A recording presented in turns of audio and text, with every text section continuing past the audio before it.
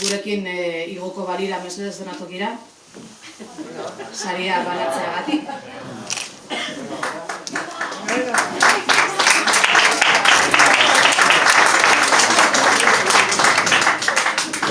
Eta ez badute nahi ez da zer gertatzen.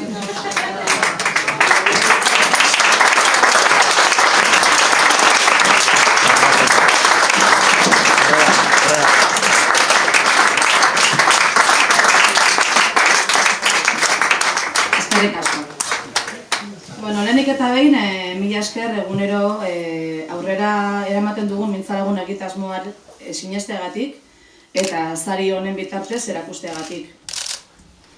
Euskara ikasteko prozesuan sartzen garenean gramatikarekin, aditzekin, baldintzekin eta luze batekin murgiltzen gara. Jakin badakigu hizkuntza ordea ez dugula barneratzen lasai eta jariotasunez hitz egiten dugun arte. Gaitasun hori ingurune egoki batean bakarrik lortzen da, ingurune adieskidetsu batean. Eta hori da, hain zuzen ere, mintzalagun egitasmoak eskaintzen digun laguntza.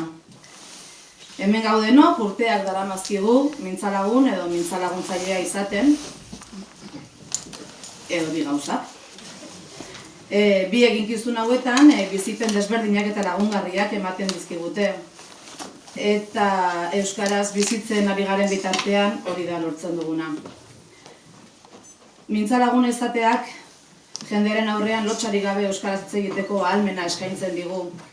Honek euskararekiko konfidantza ematen digu eta honen ondorioa euskaraz bizitzea eta maitatzea da.